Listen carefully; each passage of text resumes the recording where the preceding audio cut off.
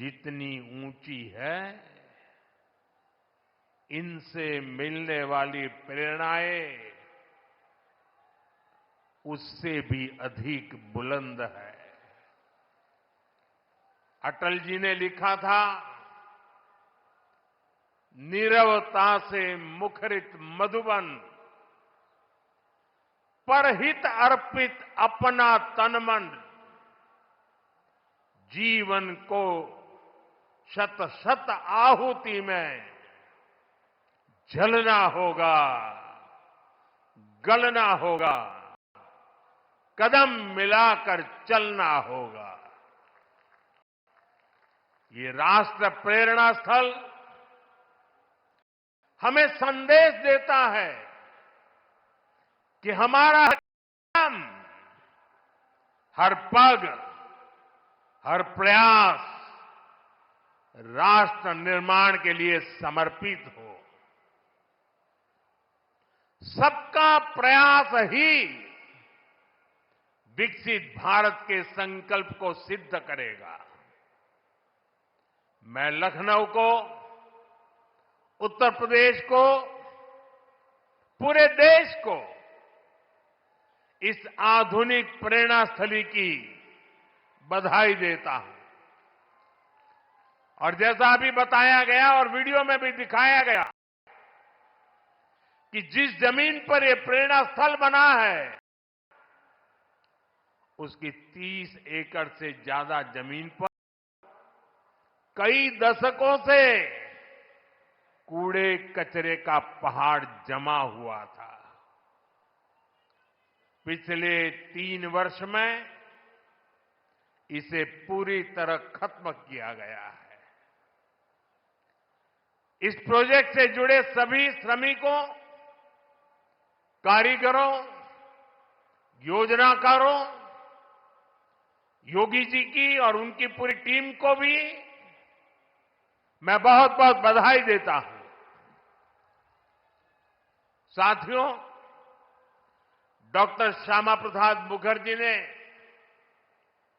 देश को दिशा देने में निर्णायक भूमिका निभाई है। ये डॉक्टर मुखर्जी ही थे जिन्होंने भारत में 2 विधान, 2 निशान और 2 प्रधान के विधान को खारिज कर दिया था। आजादी के बाद भी जम्मू कश्मीर में ये व्यवस्था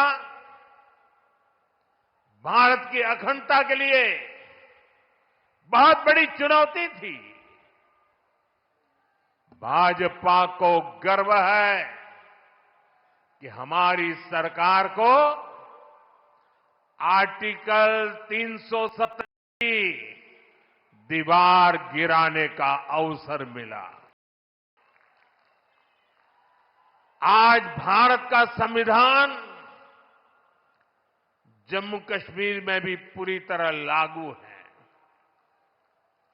साथियों, स्वतंत्र भारत के पहले उद्योग मंत्री के रूप में डॉक्टर मुखर्जी ने भारत में आर्थिक आत्मनिर्भरता की नींव रखी थी।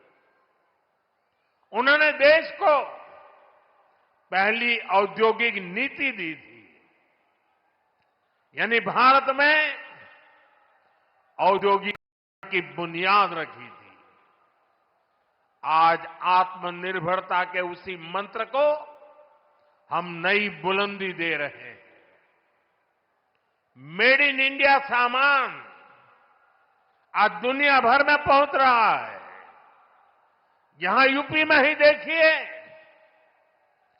एक तरफ एक जनपद एक उत्पाद का इतना बड़ा अभियान चल रहा है।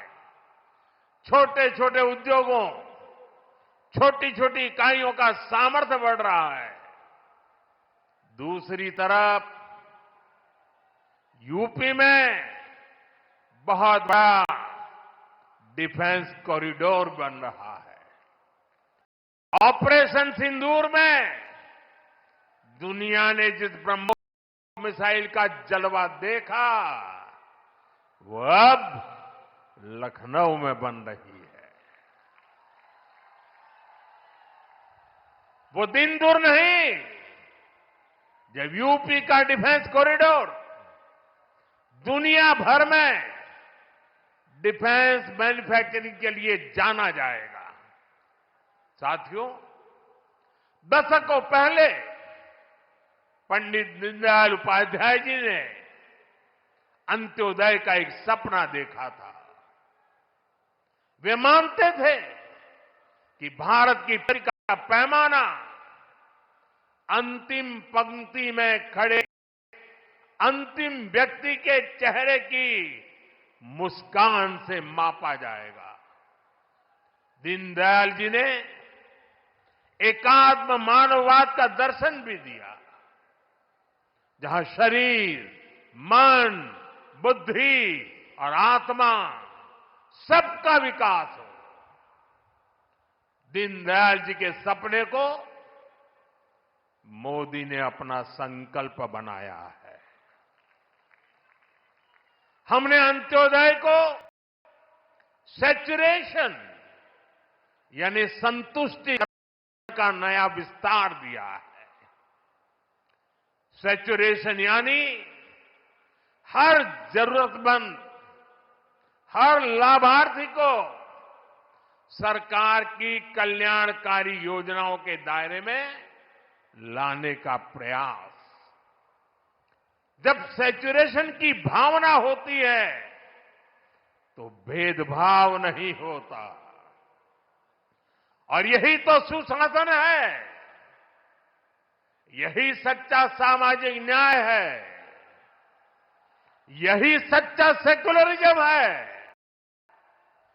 आज जब देश के करोड़ों नागरिकों को बिना भेदभाव पहली बार पक्का घर, शौचालय, नल से जल, बिजली और गैस कनेक्शन मिल रहा है, करोड़ों लोगों को पहली बार मुफ्त अनाज और मुफ्त इलाज मिल रहा है, पंक्ति में खड़े अंतिम व्यक्ति तक पहुंचने का प्रयास हो रहा है, तो दीनदयाल जी के विजन के साथ न्याय हो रहा है। साथियों, बीते दशक में करोड़ों भारतीयों ने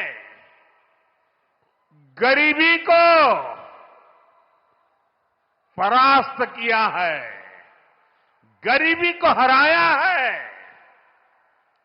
ये इसलिए संभव हुआ क्योंकि भाजपा सरकार ने जो पीछे छूट गया था उसे प्राथमिकता दी, जो अंतिम पंक्ति में था उसे प्राथमिकता दी। साथियों, 2014 से पहले करीब 25 करोड़ देशवासी ऐसे थे जो सरकार की सामाजिक सुरक्षा योजनाओं के दायरे में थे। 25 करोड़। आज करीब 95 करोड़ भारतवासी इस सुरक्षा कवच के दायरे में है। उत्तर प्रदेश में भी बड़ी संख्या में लोगों को इसका लाभ मिला है। मैं आपको एक और उदाहरण देता हूं। जैसे बैंक खाते सिर्फ कुछ ही लोगों के होते थे, वैसे ही बीमा भी कुछ ही संपन्न लोगों तक सीमित था। हमारी सरकार ने अंतिम व्यक्ति तक बीमा सुरक्षा पहुंचाने का बीड़ा उठाया। इसके लिए प्रधानमंत्री जीवन ज्योति बीमा योजना बनाई। इससे मामूली प्रीमियम पर 2 लाख रुपए का बीमा सुनिश्चित हुआ। आज इस स्कीम से 25 करोड़ से ज्यादा गरीब जुड़े हैं। इसी तरह दुर्घटना बीमा के लिए प्रधानमंत्री सुरक्षा बीमा योजना चल रही है। इससे भी करीब 55 करोड़ गरीब जुड़े हैं। ये वो गरीब देशवासी हैं जो पहले बीमा के बारे में सोच भी नहीं पाते थे। साथियों, आपको जानकर के हैरानी होगी, इन योजनाओं से करीब करीब 25,000 करोड़ रुपए का क्लेम इन छोटे छोटे परिवार के छोटे छोटे जिंदगी के गुजारे करने वाले मेरे सामान्य गरीब परिवारों तक 25,000 करोड़ रुपया का लाभ पहुंचा है। यानी संकट के समय ये पैसा गरीब परिवारों के काम आया है। साथियों, आज अटल जी की जयंती का ये दिन सुशासन के उत्सव का भी दिन है।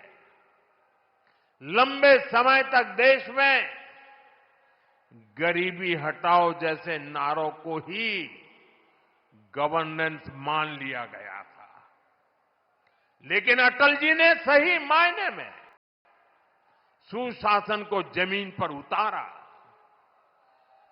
आज डिजिटल पहचान की इतनी चर्चा होती है, इसकी नींव बनाने का काम अटल जी की सरकार ने ही किया था। उस समय जिस विशेष कार्ड के लिए काम शुरू हुआ था, जो आज आधार के रूप में विश्वविख्यात हो चुका है, टेलीकॉम क्रांति को गति देने का श्रेय भी अटल जी को ही जाता है। उनकी सरकार ने जो टेलीकॉम नीति बनाई, उससे घर घर तक फोन और इंटरनेट पहुंचना आसान हुआ और आज भारत दुनिया में सबसे अधिक मोबाइल और इंटरनेट यूजर वाले देशों में से एक है। साथियों, आज अटल जी जहां होंगे, इस बात से प्रसन्न होंगे कि बीते 11 वर्षों में भारत दुनिया का दूसरा बड़ा मोबाइल फोन निर्माता बन गया है। और जिस यूपी से वे सांसद रहे, वो यूपी आज भारत का नंबर 1 मोबाइल मैन्युफैक्चरिंग राज्य बना है। साथियों, कनेक्टिविटी को लेकर अटल जी के विजन ने 21वीं सदी के भारत को शुरुआती मजबूती दी। अटल जी की सरकार के समय ही गांव गांव तक सड़कें पहुंचाने का अभियान शुरू किया गया था। उसी समय स्वर्णिम चतुर्भुज यानी हाईवे के विस्तार पर काम शुरू हुआ था। साथियों, साल 2000 के बाद से प्रधानमंत्री ग्रामीण सड़क योजना के तहत अब तक करीब 8 लाख किलोमीटर सड़कें गांवों में बनी है और इनमें से करीब 4 लाख किलोमीटर ग्रामीण सड़कें पिछले 10-11 साल में बनी है। और साथियों, आज आप देखिए, आज हमारे देश में अभूतपूर्व गति से एक्सप्रेसवे बनाने का काम कितनी तेजी से चल रहा है। हमारा यूपी भी एक्सप्रेसवे स्टेट के रूप में अपनी पहचान बना रहा है। वो अटल जी ही थे जिन्होंने दिल्ली में मेट्रो की शुरुआत की थी। आज देश के 20 से ज्यादा शहरों में मेट्रो नेटवर्क लाखों लोगों का जीवन आसान बना रहा है। भाजपा एनडीए सरकार ने सुशासन की जो विरासत बनाई है, उसे आज भाजपा की केंद्र और राज्य की सरकारें नए आयाम, नया विस्तार दे रही है। साथियों, डॉक्टर मुखर्जी, पंडित दीनदयाल जी, अटल जी, इन तीन महापुरुषों की प्रेरणा, उनके विजनरी कार्य, ये विशाल प्रतिभाएं विकसित भारत का बहुत बड़ा आधार है। आज इनकी प्रतिभाएं हमें नई ऊर्जा से भर रही है। लेकिन हमें यह नहीं भूलना है कि आजादी के बाद भारत में हुए हर अच्छे काम को कैसे एक ही परिवार से जोड़ने की प्रवृत्ति पनपी। किताबें हो, सरकारी योजनाएं हो, सरकारी संस्थान हो, गली, सड़क, चौराहे हो, एक ही परिवार का गौरवगान, एक ही परिवार के नाम, उनकी ही मूर्तियां, यही सब चला। भाजपा ने देश को एक परिवार की बंधक बनी इस पुरानी प्रवृत्ति से भी बाहर निकाला है। हमारी सरकार मां भारती की सेवा करने वाली हर अमर संतान, हर किसी के योगदान को सम्मान दे रही है। मैं कुछ उदाहरण आपको देता हूं। आज नेताजी सुभाष चंद्र बोस की प्रतिमा दिल्ली के कर्तव्य पथ पर है। अंडमान में जिस द्वीप पर नेताजी ने तिरंगा फहराया, आज उसका नाम नेताजी के नाम पर है। साथियों, कोई नहीं भूल सकता कि कैसे बाबा साहब आंबेडकर की विरासत को मिटाने का प्रयास हुआ। दिल्ली में कांग्रेस के शाही परिवार ने यह पाप किया और यहां यूपी में सपा वालों ने भी यही दुस्साहस किया। लेकिन भाजपा ने बाबा साहब की विरासत को मिटने नहीं दिया। आज दिल्ली से लेकर लखनऊ तक बाबा साहब आंबेडकर के पंचतीर्थ उनकी विरासत का जयघोष कर रहे हैं। साथियों, सरदार वल्लभ भाई पटेल ने सैकड़ों रियासतों में बटे हमारे देश को एक किया था। लेकिन आजादी के बाद उनके काम और उनके कद दोनों को छोटा करने का प्रयास किया गया।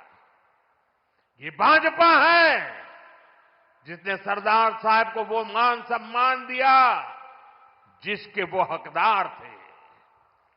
भाजपा ने ही सरदार पटेल की विश्व की सबसे ऊंची प्रतिमा बनाई, एकता नगर के रूप में एक प्रेरणा स्थली का निर्माण किया।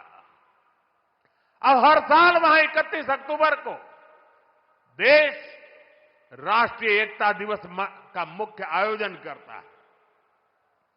साथियों, हमारे यहां दशकों तक आदिवासियों के योगदान को भी उचित स्थान नहीं दिया गया। हमारी सरकार ने ही भगवान बिरसा मुंडा का भव्य स्मारक बनाया।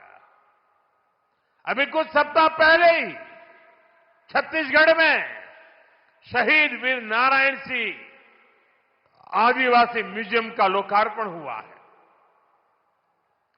साथियों, देश भर में ऐसे अनेक उदाहरण हैं।